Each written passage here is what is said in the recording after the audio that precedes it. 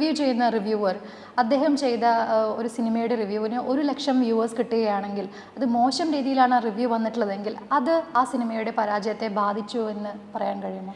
അങ്ങനെ എനിക്ക് തോന്നുന്നില്ല. കാരണം എന്താ പറയുക, അത് അയാളുടെ മാത്രം അഭിപ്രായമാണ് ഞാൻ ഈ പറഞ്ഞത്. ആ അഭിപ്രായം കേട്ടിട്ട് സിനിമ കാണണ്ടേ എന്ന് തീരുമാനിക്കുന്ന ഒരുപാട് പേർ പ്രേക്ഷകരുണ്ടാവും.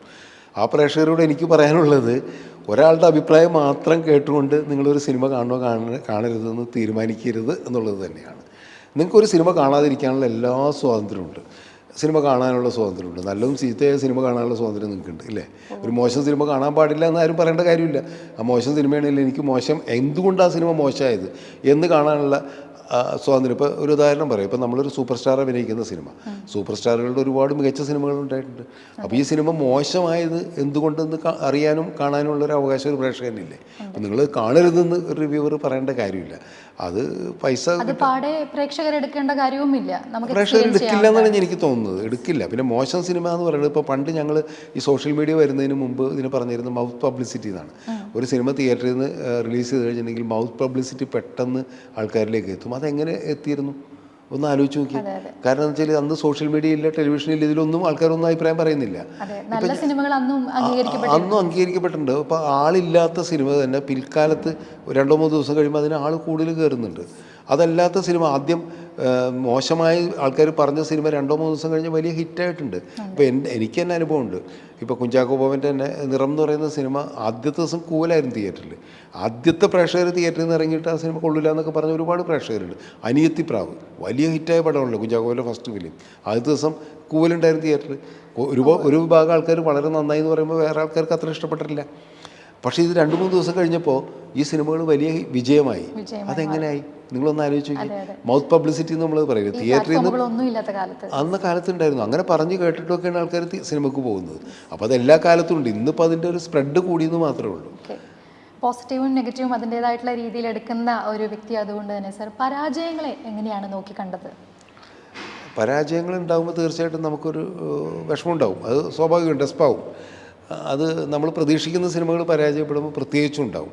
എല്ലാ സിനിമയും നമ്മൾ പ്രതീക്ഷിച്ചിട്ട് തന്നെയാണ്, അതിൻ്റെ അകത്ത് യാതൊരു വ്യത്യാസമില്ല. പക്ഷേങ്കിലും ആദ്യത്തെ ഒരാഴ്ചയ്ക്ക് എനിക്ക് മനസ്സിലാവില്ല എന്തുകൊണ്ട് ഈ സിനിമ പരാജയപ്പെട്ടു എന്ന്. ചിലപ്പോൾ നമുക്ക് ബോധ്യമാവില്ല. എനിക്ക് മാത്രമല്ല, ഏത് ഫിലിം മേക്കർക്കും അങ്ങനെ തന്നെയായിരിക്കും. പിന്നെ മെല്ലെ അവർക്ക് നമ്മൾ തിരിച്ചറിയാൻ തുടങ്ങും എന്തുകൊണ്ട് ഈ സിനിമ പരാജയപ്പെട്ടു, എന്തുകൊണ്ട് ഈ സിനിമ പ്രേക്ഷകർ സ്വീകരിച്ചില്ല.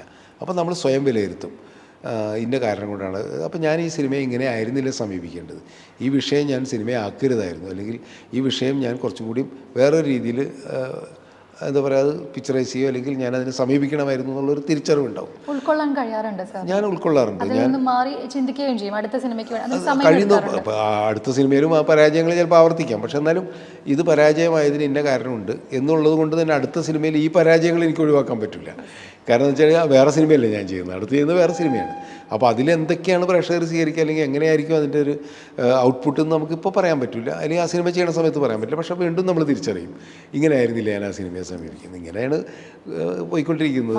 കുറേ കാലം കഴിയുമ്പോൾ എനിക്ക് പക്ഷേ വേറൊരു കാര്യമുണ്ട്. എൻ്റെ ഒരു സിനിമാ ജീവിതത്തിൽ എനിക്കുണ്ടായിട്ടുള്ളൊരു അനുഭവം എന്ന് പറഞ്ഞാൽ, അന്ന് തിയേറ്ററിൽ പരാജയപ്പെട്ട, അല്ലെങ്കിൽ അന്ന് പലരും ചിലപ്പോൾ നെഗറ്റീവ് പറഞ്ഞ് എന്നെപ്പോലും അയ്യോ ഓടിയില്ലല്ലോ, അല്ലെങ്കിൽ ആൾക്കാർക്ക് ഇഷ്ടപ്പെട്ടില്ലോ നിരാശപ്പെടുത്തിയ സിനിമ പിൽക്കാലത്ത് കുറേ കാലം കഴിഞ്ഞിട്ട് അതേ ആൾക്കാർ കണ്ടിട്ട് വളരെ നല്ല അഭിപ്രായം പറയുന്നുണ്ട്. അപ്പോൾ ഞാനത് മനസ്സിലാക്കുന്നത് വെച്ചാൽ, ഒന്നുകിൽ പലരും കണ്ടിട്ടില്ല, പിന്നെ കണ്ട ആൾക്കാരാണ് നല്ലത് പറയുന്നത്, അല്ലെങ്കിൽ പുതിയൊരു പ്രേക്ഷക സമൂഹം അത് കണ്ടു കഴിഞ്ഞപ്പോൾ അവർക്ക് അതിനെ കുറച്ചും കൂടിയും ആ രീതിയിൽ ഉൾക്കൊള്ളാൻ പറ്റി. അതുകൊണ്ട് ഇപ്പോഴും നമ്മുടെ പഴയ സിനിമകളൊക്കെ കണ്ടിട്ട് ഇപ്പോഴും വിളിക്കുന്ന ആൾക്കാരുണ്ട്. ചിലപ്പോഴൊക്കെ യൂട്യൂബിലോ അല്ലെങ്കിൽ മറ്റേ ടെലിവിഷനിലേക്ക് വരുമ്പോൾ പഴയ സിനിമകൾ കണ്ട് അതിമനോഹരമായ സിനിമയായിരുന്നല്ലോ, എന്തുകൊണ്ട് ഓടിയില്ല എന്ന് ചോദിക്കുന്ന ഒരാൾക്കാരുണ്ട്.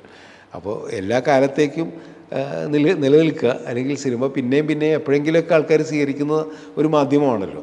അതുകൊണ്ട് അപ്പം തിയേറ്ററിൽ പരാജയപ്പെട്ടു എന്നുള്ളത് കൊണ്ട് നിരാശനാകേണ്ടതില്ല എന്നാണ് എൻ്റെ സിനിമാ ജീവിതം എന്നെ പഠിപ്പിച്ചത്.